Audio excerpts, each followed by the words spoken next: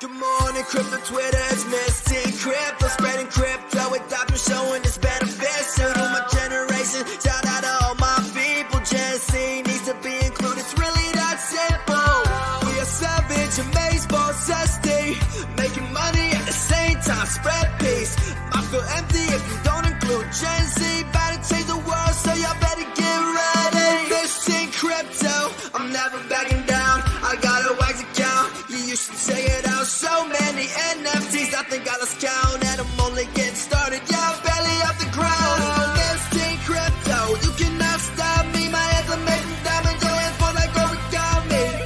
Never be the boss of me. Bitcoin's all I need. When I say I'm zesty, that's just me talking honestly. Crypto, and yes, I wanna see the more. We gotta go through cyberspace. Leave this world without a trace. Stay faithful for a different day, 'cause we partners in the cryptos didn't stay.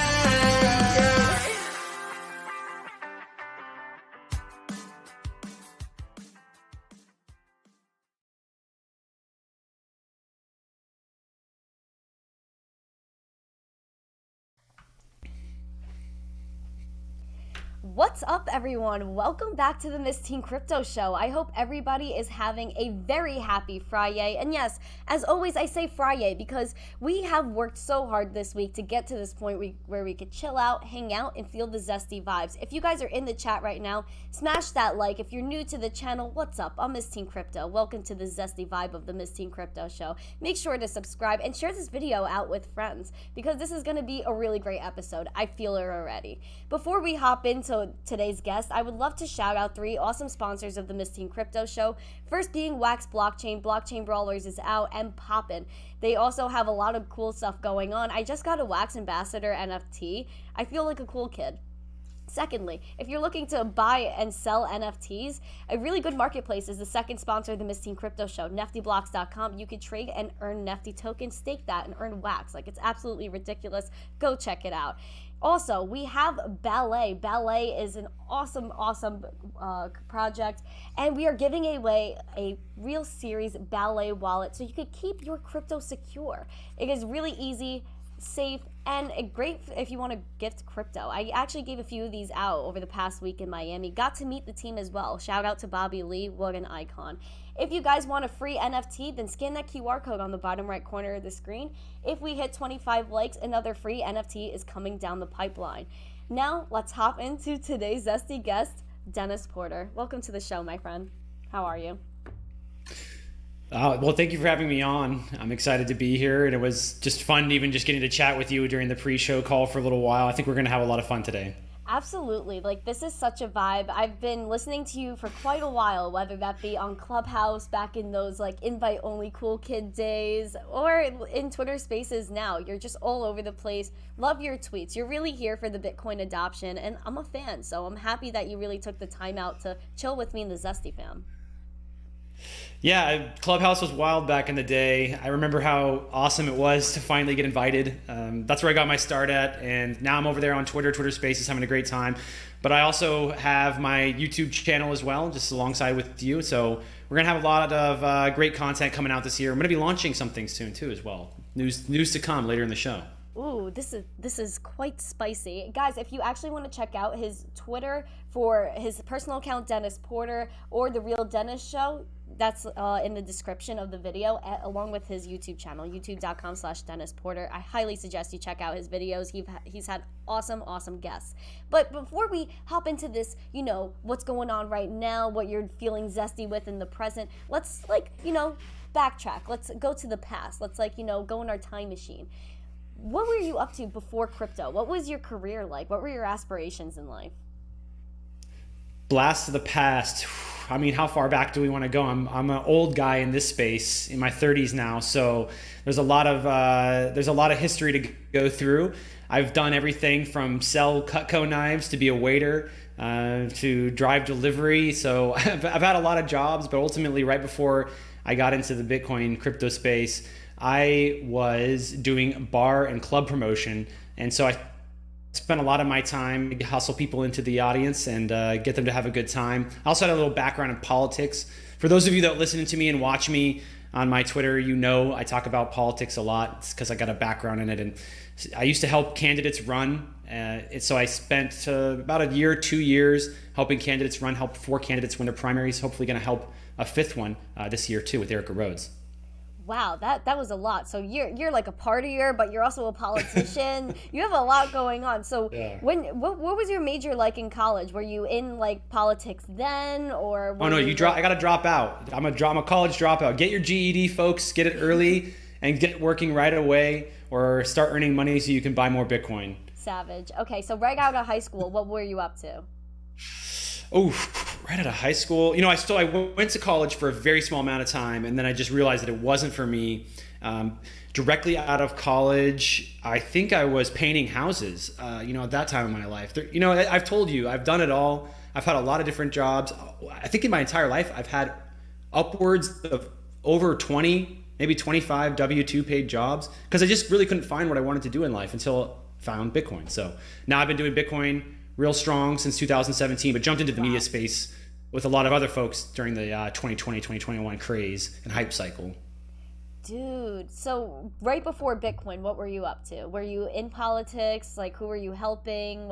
How did you even get started in politics? You went from painting houses to being in the club to politics. Like, how does this all work? Yeah, it seems like a funny timeline.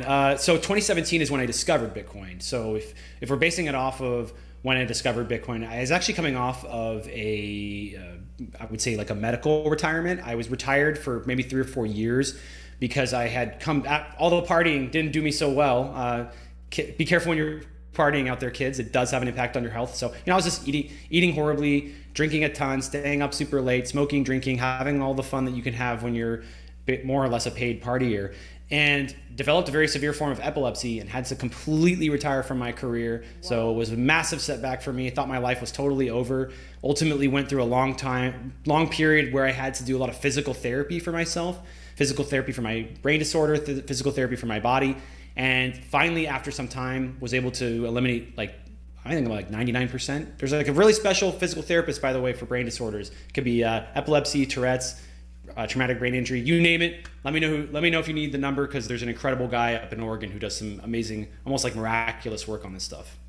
Wow. So you had this diagnosis, and did you feel off before that diagnosis? How did that impact your whole mental state?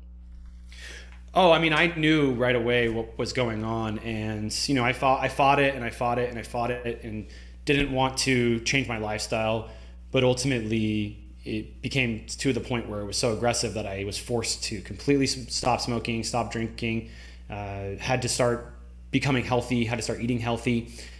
And there was a period in between that when they started putting me on medication, and I literally thought my life was over. I thought, I'm going to be on this medicine for the rest of my life. And the medication was very damaging to my physical, mental state. And so I could barely even put words in front of each other. So for myself, and this is a sad story, so we can move on from it soon, but it's ultimately it led to who I am today, right? But it got to a point where I was so drained by the medicine that they had me on, I couldn't even put words in front of each other. And I had always wanted to do media. I'd always wanted to be someone that talks for a career. And when I realized I couldn't put words in front of each other, I was like, my life is over. What I want to do with the rest of my life is completely changed. I don't know if I'll ever be able to accomplish anything in life. So found that amazing neurosurgeon, is a neurologist, I should say, in Oregon. He was able to fix all the problems, and now I'm miraculously fixed. And then that's shortly after that is when I found Bitcoin. And from there I went into politics, and then I combined the two, politics, media, and Bitcoin all in one. Well, wow, I'm happy you're better, and I'm happy that it all kind of came together. It was like you were on this journey and you just found your passions, and kind of all in that same period, which has to be some I guess consolation, or I don't even know how to phrase it. It has to feel kind of good at this point, looking back right now, what you've gone through and how everything just kind of led up to this point and aligned. Yeah, it's been an amazing journey. It's been a lot of work, but I'm very happy with where I am in my life at this point now. That's beautiful. I'm happy you like where you are. I'm happy you're at where you're at too, because I love listening to you and you're such an intellectual. So how did you like with Bitcoin, when you first found it, what was the part that aligned with you the most? Well, when I first found Bitcoin, someone told me it was anonymous internet money, and I thought that that's bullshit. There's no way that that's possible. Ultimately, that ended up mostly, I ended up kind of being right? Because it's not totally anonymous, although there is some privacy enhancements when you use Bitcoin over like Visa or PayPal. But I started digging deeper, became very fascinated by it, and really got attached to the ideas around Bitcoin as this tool to bank the unbanked. I found Andreas Antonopoulos and was totally floored by some of the speeches that he gave. I watched some of his speeches multiple times over and over again, and it really just opened my eyes to the possibilities of how Bitcoin could change the world, and Bitcoin could fix all the problems that we see that are caused by the monetary system that we live in today. Also, by the way, thank you. I see your audience here chiming in. I'm okay, so thank you very much for the love in the chat there. Appreciate that. Yeah, much love to the chat. We're a very supportive bunch over here. I'm happy that they're here too. Hi, Tran. It's nice to see you. Brilliant. Emma, Randy, Steery Crypto Tipsy. Oh, I think that's Marshall. Justin, Tran. Yeah, there's a lot of friends here. So thank you guys for popping out. Please feel free to drop the like. Crazy Crypto Guy, drop a like, share this out. But yeah, so you're doing well now. You found Bitcoin, and you found that it fixed a lot. I mean, when 2017, there was a lot going on with the Bitcoin price as well. When you're finding out all these good things about Bitcoin and what it fixes, but also seeing that type of volatility that went on in the 2017, 2018 area, did that affect your thinking, like your thought process at all, or? It didn't really affect my belief in Bitcoin. It's just kind of the same thing that's happening now. Like everyone's like, oh, why isn't it at 100K already? Like I had that feeling, like, why is the price going down? It doesn't make any sense. But it just pushed me to do more research. I'm probably sure you have the same story. It's like anytime you see the price go down, a lot of times it doesn't end up making you want to leave. It just makes you want to learn more about the project and try to figure out if you were right or if you were wrong. And oftentimes when people dive deeper on Bitcoin, they find out not only were they right, there's some things that they hadn't understood about Bitcoin that drives them to believe in it even more. So I think that's kind of the same story. For me, 2017, got super hyped by Bitcoin as this freedom technology and as a quality technology. And then to be honest, I didn't even know the price would go up a lot. I started becoming surprised, like, oh my gosh, like I didn't know this thing could move this quickly, and started buying more and getting more involved. And then when the price started going down, all it did was make me want to learn more about it. And so spent the next 2 to 3 years trying to learn as much as possible. And that's why when Saylor jumped in and 2020 happened, I just realized like this could be the moment when it really starts to take off. And so I need to start becoming more vocal and becoming a presence in the space. And so that's what I've just been spending the last year and a half doing, is just trying to become as much of a presence in the space as possible to share about Bitcoin and to get more people involved in Bitcoin as much as possible, as much as humanly possible, not only on an individual level, but on a state level too. Like I'm trying to orange pill governments and politicians. And how is that to try to orange pill politicians? Because I know, it's very, very difficult to try to persuade these people, especially because, a lot of them don't really use their own social media, right? They're not, a lot of people in the government aren't exactly in tune with the technology, I guess, what's going on. Like, right. People run their social media, people send their emails out for them. So having to explain Bitcoin must be a little difficult. It can be. Fortunately, a lot of the folks in Congress, they have large teams of staffers who are, tasked with trying to research the new topics or stay up to date on the latest. And so I was able to recently connect with some of the folks over on Pete Sessions' team, Congressman Pete Sessions, and that's exactly what happened. It was just like they wanted to learn more. They wanted to talk about coming on the show, and that ended up happening. Then we ended up doing this expert call with 8 different super brilliant folks that came on the call, anywhere from national security experts to technological experts to people that are strong on the economy and finance. And they're all people that you would know, recognize their names. And so we got on the call and we just spent 2 hours with his team, Wow. trying to get him up to date on Bitcoin and crypto. And so, and for us, it's, for me, it's Bitcoin only, but so that's what we taught him on. And I think it's important because, Bitcoin really is this like separation of money and state for the first time ever. And well, since we started using state-run money, which is what hundreds, thousands of years. And so to me, it's a critical issue, especially because we're going through a period when state-ran money is failing and faltering. But it's been incredible, really, right? Because they're really starting to understand it. They're really starting to understand the value of Bitcoin and why it's so important. And you can see it reflected in their actions. So not only was Sessions doing the call, he ended up speaking at a couple of conferences and continuing to advance his education. And I sat next to him and he was listening to speakers as well and repeating back to me some of the things that they said. And it was like one of the things about politicians I think people don't know is that they are very fast learners. They can learn something very quickly. And he was, within a matter of days, like advancing what took me maybe like a year to understand. And so a lot of times, if you give them the right information, they can move leaps and bounds into the right direction. And I think that we're going to see more elected officials do that. That's been my whole goal along, is like, I fundamentally don't want the United States to be this, last country to adopt Bitcoin. And so I'm going to do everything I can in my power to make sure that we're orange pilling elected officials, that we're letting them know that this is an issue that people will vote on.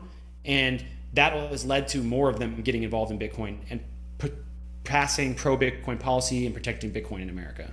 Let's freaking go. That was awesome. Dennis is out here absolutely grinding. That is amazing. I really love that you're taking the time out, and that also these politicians are taking the time out to understand what's going on, especially because this space is moving so fast. I mean, we have a whole country like El Salvador using Bitcoin as legal tender now. Speaking of that, do you think that's something that politicians would even be open to, like using Bitcoin as legal tender? I think one state, was it Arizona, was talking about doing something like that. What are your thoughts on this? Absolutely. They are very interested. The states are very interested in it, and some folks in the federal government are interested in it. It's something that is difficult, right? Because constitutionally, it's not allowed. So it would be, quote unquote, illegal for the states to pass Bitcoin as legal tender. But we've seen the states being willing to move in a certain direction that is, against the law, so to speak, in other ways as well. So you could really easily equate it to marijuana and the way that marijuana has passed legislation, positive pro-marijuana legislation across the country. I live in Oregon. I was one of the first states to pass pro-marijuana legislation, which is it's a felony federally, right? Yeah. So the greatest thing about the United States is the design of the government here. We have a federal system which is used for big things like military, social programs, but each of the states inside the United States is a sovereign country, like more or less. They're like a country inside of a country, and that's very different from everywhere else. There's no other place like that, and so they can kind of make their own decisions and be like, screw you. I was about to do a middle finger, but I probably shouldn't do that on YouTube. Screw you, federal government. Like, we are not going to do what you say. We're going to do whatever we want to do. And if the federal government doesn't like that, they can try to push back. But oftentimes, if enough states do it, they don't. And so that's kind of the goal with legal tender. And so we've been pushing it forward in Louisiana. Louisiana introduced a bill to make Bitcoin and crypto legal tender. And also in California, there's an effort underway. Oh. Texas is also got some side efforts going on right now, which will probably happen next year, I imagine. And there's going to be more states. There's a guy in Florida who's running for office who said he wants to make Bitcoin legal tender as well. I think you're going to see more and more people want to do this, because ultimately it's like, we all know where Bitcoin's going. It's going up like this. It's inevitably, the stronger it gets, the more people want to be a part of it. Exactly. And so the United States eventually is going to be like, we don't want to fall behind, so we need to pass Bitcoin legal tender. But I'm also having conversations on the federal side as well. So federal is like the U.S. House, U.S. Senate, and there's some folks that are interested in doing something there. I think the biggest thing, really, like let's be clear, like I don't necessarily care as much about legal tender as like, we need to get rid of capital gains, and we need to get rid of the crazy accounting that you need to do in order to use Bitcoin. It's nuts. It's crazy. You have to like track in and out. Yeah. You have to track in and out. You have to do like when did you buy it? When are you selling it? Just to like buy a cup of coffee? It's ridiculous. Yeah, it shouldn't be that difficult. But that shows how early we are too, that, like I said before, a lot of the people in like government aren't technically savvy. They don't really understand like the internet and what's really going on with social media. So, conceptualizing blockchain and this whole new technology is quite hard. Even for like everyday people like us that are in this space, it has to be kind of hard to picture what regulation can really look like. This is a technology that everybody can have access to and everybody can use. So like to try to filter out every transaction has to be very time consuming, not just for us, but for the government as well. Yeah, exactly. And we want to create a situation where we unlock Bitcoin. We want people to use it, right? We don't just want people to hold on to it. I mean, we most of us will hold on to it right now because it's going up in value a lot over time, but that's not the purpose of Bitcoin. It's not just for people to hold. It's for people to spend. It's money, right? I mean, it's many other things too, but its core purpose is for people to use it as a replacement for the current financial system, which is faltering. So I think that if you unlock Bitcoin, it has a lot of positive impacts. And I think that it also attracts Bitcoin business to the US, which is another big thing. That this is how you get the politicians, right? It's like, ooh, let's hear. Jobs, right? They love jobs. They love jobs because it makes their constituents happy and it increases the amount of taxes that get spent in their district, which means that they get to pass laws and decide where that money gets spent. So when you increase jobs, you make politicians very happy. So if you can do two things in this world, it's like buy more Bitcoin or start a Bitcoin company in the United States. That has a very positive impact on the way they treat Bitcoin here in America. Yeah, I think Bitcoin businesses are really going to pop because, I mean, there's a lot of stuff going on, especially with Bitcoin mining. A lot of people are trying to get into Bitcoin mining. I know you know a ton about that, or enough, a lot more than me. Do you mind? Enough, yeah. Yeah, like, do you mind describing, like, what the Bitcoin mining scene looks like right now in the U.S.? Is there any really going on in the U.S.? Oh, it's absolutely wild. So Bitcoin mining is exploding in America ever since the China exodus that happened last year. It was right around when Elon made his comments that he was going to stop accepting Bitcoin for Tesla payments. I remember so that combined with the China exodus, it just like the price went down a ton. But what happened was a lot of those miners, when they left, they had to find a new place to plug in their miners, and a very large majority of them came to America. And that's one of the main reasons why I'm so hyper bullish on Bitcoin and Bitcoin mining in the US, because now there's such a large group of them here that they can have an impact politically. I mean, you all know, like, what do they always say? Like, oh, special interest groups, high net worth individuals, multinationals, like those are the people that have the power in America. Well, now Bitcoin mining is like a special interest group in the USA because it's so big. They can afford lobbyists. They can afford to go after the politicians. And I mean, in a positive way, we try to educate first, of course, but that's such a positive thing because now there's this large group which has a lot of financial interest in America willing to defend itself. And so more and more mining is coming. So it's crazy, really, honestly. Like, you would be blown away, like, what they're building here. Look up the Riot facility. It's the Windstone facility in Rockdale, Texas. That is currently the largest facility in North America, and it's going to almost double in size in the next 2 years. Oof. Will double in size to 700 megawatts of mining electrical use, which is, I'm not an electrician, so don't ask me how to like explain how that works, but it's a lot of electricity. You go and you're just like blown away. You got to go. They'll let you do tours. It's the only mining facility in like industrial scale that'll let you tour it. Very incredible stuff. Oh, wow, that's interesting. Every other company I know, they're coming to America. They're coming to Texas too, in particular, because we have great regulatory stuff there. But crazy enough, though, Sessions, guess where his district is? Is it Texas? Yeah, it's at that facility. Oh. So that's what I'm saying, like, build a Bitcoin business, influence the politicians to be interested. Now they're like talking and supporting Bitcoin. Like, that's like a number one thing. Like, if you don't want to get involved in politics, you don't want to be out here like rah, like donating to candidates, like literally build a Bitcoin business in the USA.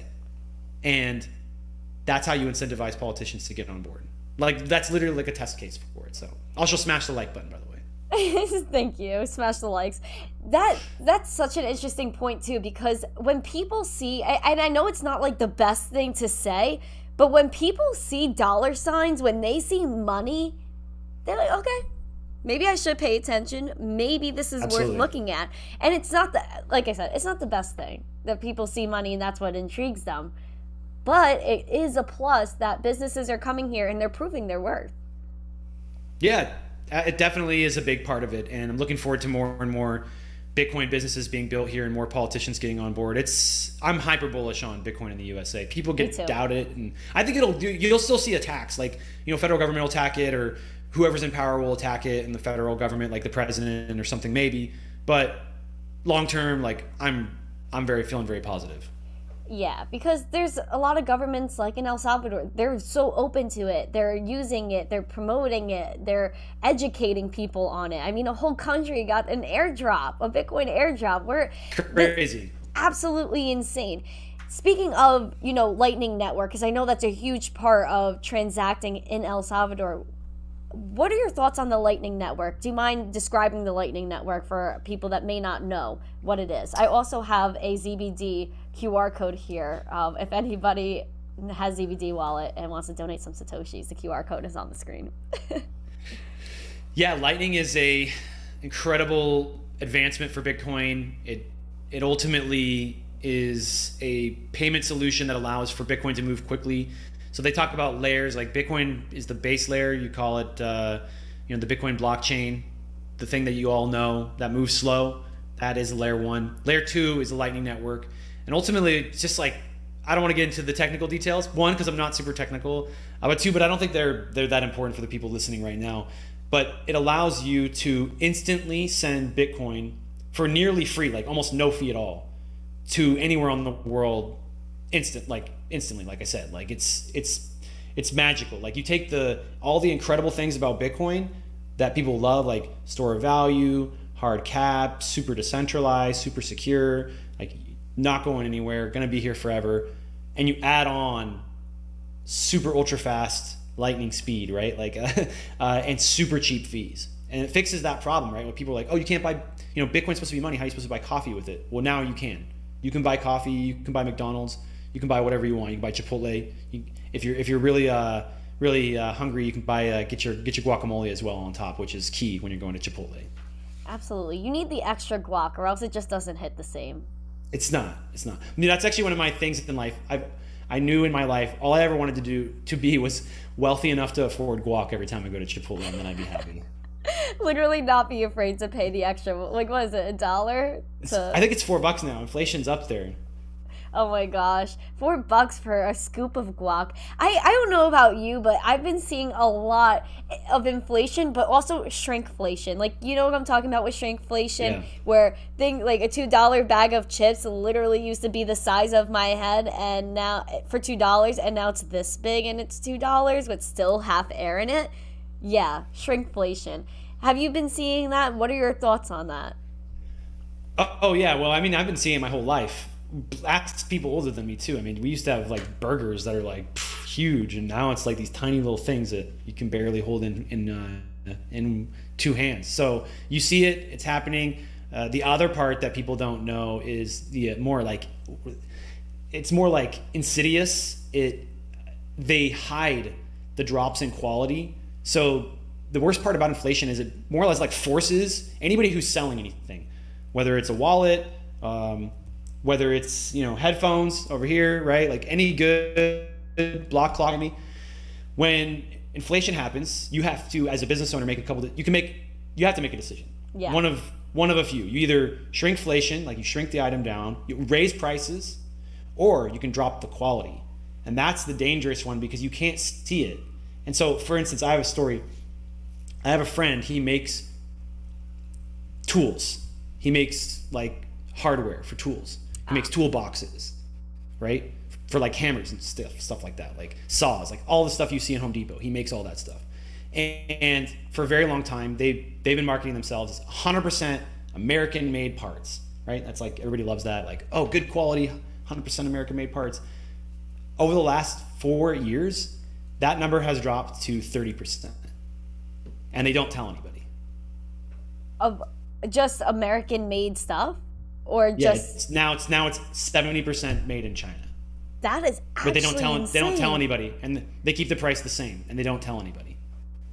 Because if they told people, it would ruin because their marketing is 100% American-made parts, and for over like 4 or 5 years, that percentage has just dropped and dropped and dropped so they could stay competitive, right? Because if they either have to lower the price or raise the price, which they'll lose customers, or shrinkflation, which you can't really do with a tool, like you can't shrink a hammer, right? So they have to drop the quality, so the metals and the materials it's built with, and so they drop the quality from 100% to 30%. And they didn't tell anybody, same prices. So that's why it's dangerous. Like inflation forces people, business owners, to lie. It like encourages lying. Yeah. So it's really like kind of like gross when you think about it on that level. It really, wow, that's something to think about too, guys. If someone said your stuff is American made, it's probably not. Yeah. Blows my mind that people could do that too. I mean, someone said in the chat, can they get in trouble? Man, I don't know. That's pretty dicey right there. How are you going to catch them though? How are you going to catch them, right? It's like hard. It is. Like the comments with wine, like there's like a winemaker. This is like the super old school story. The winemaker has those 3 same decisions, and he can make it like raise prices, shrinkflation, which you can't do because it's like a bottle of wine. You know how much liquid is in there. Or you lower the quality. Like no one can tell that you lower the quality like over time, like really until it gets so bad that you like start losing customers. But it encourages lying. It's really bad. Inflation is like it corrupts everything in business.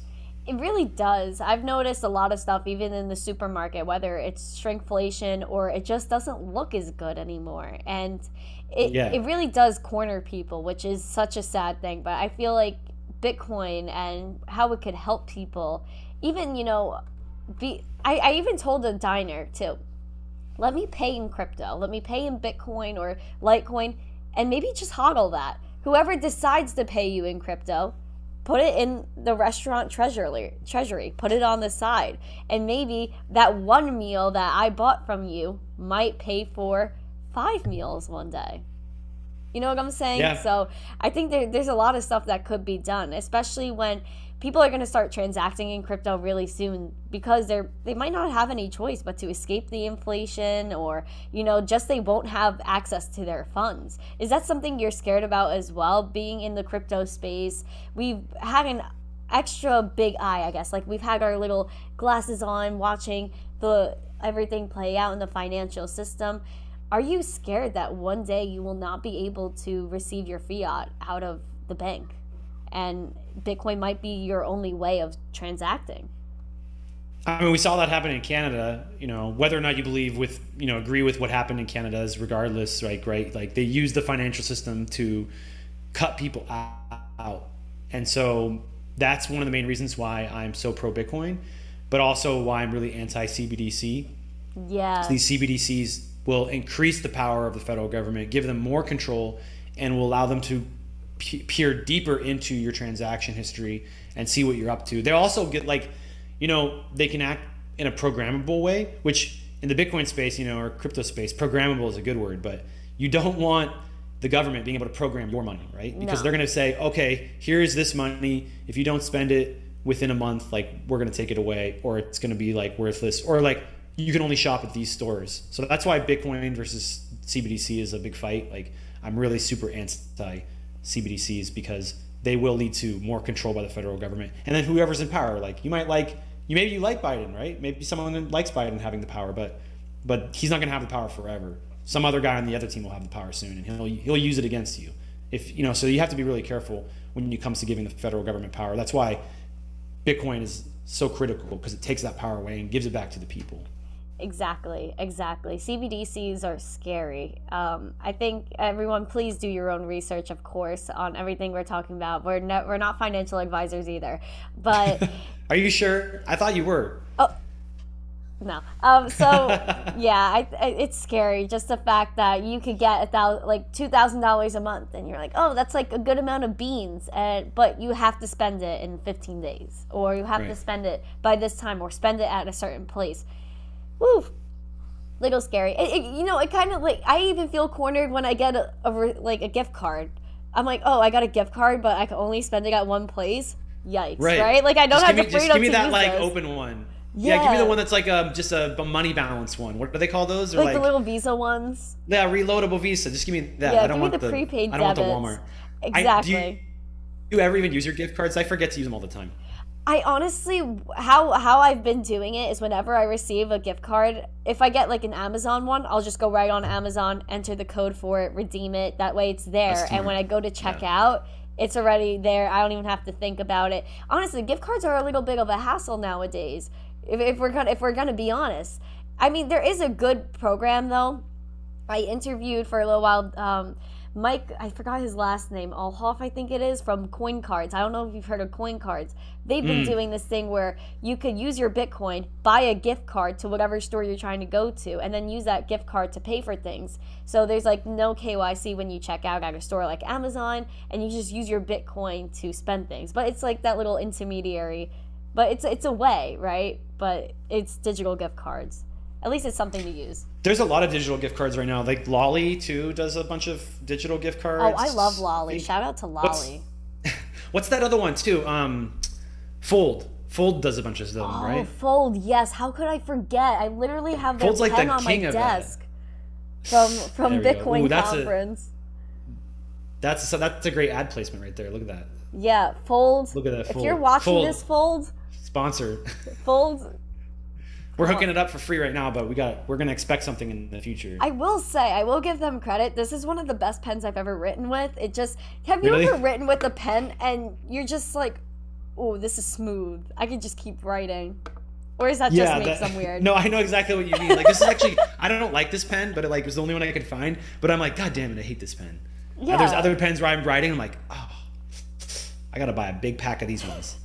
Yes, it's just And they could so be crap satisfying. pens too. They could be like really crappy pens too, like cost wise. Like it could be just junk, but some reason there's something smooth about them when they write. Oh yeah, I used to be obsessed with the gel pens. Do you know what I'm talking about? The gel ones, and I they go hated the through gel pens because paper. I hated them because they would smear when I'm writing, and then I'd get them all over my hand and stuff. Yeah, but I think this is actually a gel pen. I think that is too. But it has a good like a tip though. Like it looks like, very precise. It's a narrow tipped gel pen, I think, is what it is. Speaking of this good vibe right now, do you mind shouting out a key word for friends to type in the chat so that way they could win a Ballet Real Series wallet and get it shipped to their home? Yeah, so they have to type in what I say on the chat. Is that what? Yeah. And you said I could say 2 words, right?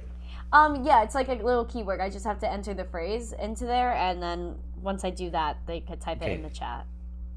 The phrase is Bitcoin only. Oh, sheesh, that's so spicy. Okay, Bitcoin only. If you guys type Bitcoin only into the chat right now, you should be good to go. Cool. Yay. There we go. Type it in. All right. Cool. All right, so the eligible users are coming in. I'm very excited. Put Bitcoin only in the chat. So, speaking of Bitcoin only, you've been Bitcoin only for quite the while. Yes. Do you mind shedding some light on your Bitcoin onlyness and why you're focusing on just Bitcoin? No hate though, guys. If you say anything mean about him in the chat, I will personally fight you. I'm just kidding. I'm not laying a hand on anybody, but I will be a little salty. So let's be nice to Dennis. So for me, it's like I used to trade a little bit to get more Bitcoin. I've always just really been big into Bitcoin. Yeah. And so that's kind of been my thing. And inevitably, this is kind of what I told you earlier, is that I just don't want to spend the time or the energy trying to research the different projects and staying up to date and trading. Like, I don't like going to sleep knowing that I'm in a trade that could just evaporate the next day. Yeah. And so I just go Bitcoin only, and then I can spend all the time that I would have spent, researching, diving into different projects. I can spend it building, my podcast, my show, my political work. I can spend it, going on shows like this, because that's something that's going to be long lasting. Like this, you call it a brand, whatever you want to call it. Like this is something that's going to be around forever, just like Bitcoin. And so I like it because I can go to bed at night resting easy. I don't hate other stuff. I used to be pretty anti like crypto, like just Bitcoin, which I am just Bitcoin, to be clear. But if people want to speculate, if they want to invest into other opportunities, that's totally up to them. The other reason, I guess, is like Bitcoin is, to me, is so important because it fixes that problem like we talked about earlier, where governments have control of the money, and it fixes, even goes back further than that. Like for 10,000 years we've been using money, and for 10,000 years like money has been corrupted, debased, manipulated, destroyed, and every time that happens, like depending on which money it is, especially if it's the reserve currency, it's like the dominant money, like society itself like collapses with it. And we've seen that happen multiple times throughout history. We've seen it happen in Nazi Germany, right, with Weimar Germany, like they super inflated the currency, and then Hitler rose to power, and then we had World War II, right? Like you have situations like that have occurred multiple times in history. So another one would be this transatlantic slave trade. The African nations were using glass agri beads, and because they had like limited glass making abilities at the time, but then the Europeans came south and had advanced glass making abilities, and they flooded the African markets with basically fake agri beads, with fake currency. And that's what led to the transatlantic slave trade like exploding, because the African nations thought they were getting large sums of wealth but in reality they were getting nothing. They were just getting printed money. And so some tribes members were even like willing to like sell their own members of their own tribe because they thought it was like that, like they were getting so much money. So it was very corrupt and led to like one of the worst events in human history. You could tie it to the collapse of Rome too. Like there's all sorts of stories all over the place where anytime the like money has collapsed or been debased, like really evil things happen. So Bitcoin fixes that problem, so it doesn't let that happen ever again. So that's kind of another reason why I'm super bullish and super pro Bitcoin. And from like a moral perspective. I'm totally with you, because one thing I learned in school is that math is a universal language. There is no bias. Anybody in the world could use math and understand math, algebra, whatever it is. And Bitcoin is code. It's something that no one can manipulate. It was started from Satoshi, and even Satoshi is not even in control of what goes on with Bitcoin, which is so essential. So let's roll the dice. I see we have some entries here. Let's roll it. And also I want to give you guys another NFT in the chat. So get ready. Get cameras ready. Scan. Okay, there we go. Here in the chat and the QR code. Sorry if I sound a little like gross, guys. I have like a little bit of like a post Miami cold thing going on. Everybody got it. Oh my gosh, guess who won? Justin Tran. I have your Twitter. Just send me a DM with your email on Twitter, and I'll get you in touch with the Ballet team. Congratulations, you won. You're awesome. I could find your Twitter in the morning comments. Tran says good morning to me every morning. He's such a cool dude, Justin. I love it. Yeah, you gotta jump in the good morning tweets. We all need something like that. The GM tweets? Is that what you're saying? I don't do GM. I actually do Good Morning Crypto Twitter. I was the first person to start tweeting Good Morning Crypto Twitter, and then it was kind of like people started tweeting GM. I'm not saying I was responsible for the GM movement, but maybe. You're there. You're right at the epicenter. Like you can track it back. Yeah, I started Good Morning Crypto Twitter, and I started doing videos. I'm gonna do advanced Twitter search. I'm gonna fact check you there just to make sure. And then when I find that it's true, I'm gonna put it out and be like, just so we all know who started this trend. Oh my gosh, that would probably make my life. I feel like the coolest kid on the block. Like that would be ridiculous. So I want to give you like a few like last questions before you head out, because like you're so awesome, and I'm like so happy you came here today. The conversation has been so enlightening. Do you mind talking about your podcast a little bit, who you've had on, and why you're really into like doing your show and everything like that, and maybe just describe the content on there for people that maybe haven't seen you yet, which is crazy because you should definitely see him. Go on. Yeah, I mean, I've had a lot of different guests on from the Bitcoin space and from, just outside the space as well too. So I try not to stay too hyper focused on Bitcoin only when it comes to my content, but I try to give other people a voice as much as I can if they have something important to say. So I've had people on from like that talk about atomic energy and stuff like that as well. But I've had on Max Kaiser, Robert Breedlove, Preston Pish, all the names that you would hear before. Done a lot of interviews. Had a really great time doing that. But I'm going to be launching, and this is kind of the news, I'm going to be launching a new show on May 4th. And it's going to be a very special event. It's going to be a live show.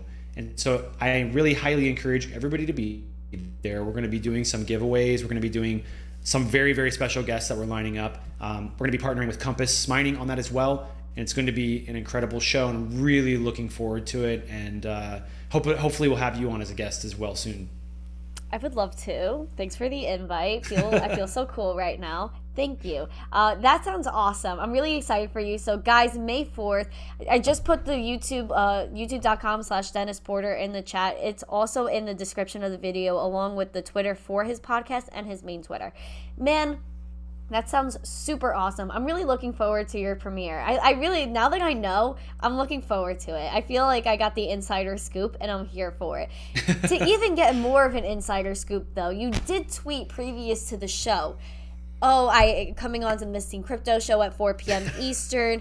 I watch out because I may or may not be dropping news. Now, for the audience here, they're kind of sitting on the edge of their seats right now. What is this breaking news, Dennis? Sorry if I didn't explain enough. The breaking news is that I'm starting a new show, brand new show, live show, going to be having special guests on, going to be doing giveaways, and it's going to be a really fun time. And I hope that every single one of the members of your audience stops by. We're going to have a really great time. We're going to be going over price, chart, news, all the things that people find important. We're going to be going over on-chain analysis as well. And it's going to be a full show from top to bottom, and I'm really looking forward to launching it. You're the first to find out, though. I haven't told anybody yet. Oh my God, that's so cool. I thought you were going to say you weren't a maximalist anymore, but it's okay. Breaking news. Breaking news. I bought some Ethereum, and then I sold it for less. That's what I said before, right? Yes. I thought we were going to troll. But yeah, so Dennis had this mysterious imaginary transaction where he bought ETH and then sold at a loss, but it's okay. Yeah, intentionally, because I have to not make any money off of it, otherwise it's wrong. Otherwise it's wrong. Dennis, you're hilarious, man. Shout out to Bitcoiner. I just saw you in the chat, you scoundrel. Bitcoiner. This guy, Bitcoiner, you got to check him out. Guys, if you haven't checked out Bitcoiner's Zesty Faucets, please do that. Dennis, if you don't know Bitcoiner, he is a very cool kid. If you go on his website, bitcoiner.me, he has 3 or 4 Zesty Faucets where you can claim free crypto every 6 hours. So I think you could claim right now, how many Satoshis do we have on boltcoiner.io that you could claim? You could right now claim 20 sats on boltcoiner.io, but if you go to bitcoiner.me, you'll have the link to all of it. Very cool stuff, worth checking out, and stacking some sats if you feel like it. Lastly, Dennis, where can everybody find you? Are there any last words you would like to share with the Zesty audience here today? No, I'm just loving your, some basic stuff. I'm over here chatting in your chat with your people. I don't even know how to use the chat. I'm gonna have to get good at this. So for my own live show, right when I go, but I can always come up with a few things to say, which is ultimately buy a lot more Bitcoin. Spend a lot of time learning about Bitcoin. Read more books about Bitcoin. I promise you will not be disappointed. There's a lot down the rabbit hole that I still have to discover. And so if you haven't started yet, I highly encourage you, because there's a lot going on in the crypto space, and there can be a lot of different coins to research.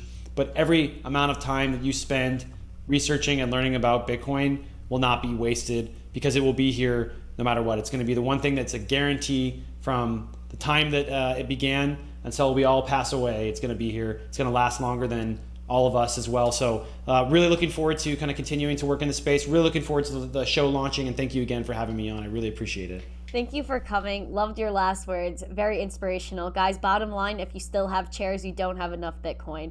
Thank you for tuning in. I'm just kidding. Guess I got to sell this one right here. Yeah, I'm selling my mic, selling my t-shirts for Bitcoin. Thank you guys for tuning in. Especially I saw that little QR code on my screen turn a few times for the ZBD. I really appreciate it. Was not planning on putting that up, but wanted to give ZBD a shout out as well, because they're a really great Lightning wallet. I've been using them for quite a bit. I don't know if you know about ZBD, Dennis, but absolutely awesome. It's very easy to sign up with. It's great for Gen Z and gaming. Shout out for them too. They didn't even know I was doing that. So thank you guys for tuning in. I hope everybody has a fabulous weekend. It has been great coming back from Miami 2 weeks since my last stream and hanging out with you guys. There's nothing I love more than doing this show and being here every week. So shout out to the chat. Congratulations, Justin Tran, on winning. Crazy Crypto Guy, you're awesome. Thank you for coming back out of the shadows. Bitcoiner, happy to see you. Barrow Hill, Amara, Randy, J Mac, Ken's Log, Tom Allen. Thank you guys so much for tuning in. Ken Bozak is here as well. So much love. Drop a like, subscribe, share out this stream. And as always, don't forget, please don't forget to stay zesty. Peace. Good morning, crypto Twitter is Misty Crypto, spreading crypto with doctors showing its benefits to my generation. Shout out to all my people, Gen Z needs to be included. It's really that simple. We are savage, amazed, boss, zesty, making money at the same time, spread peace.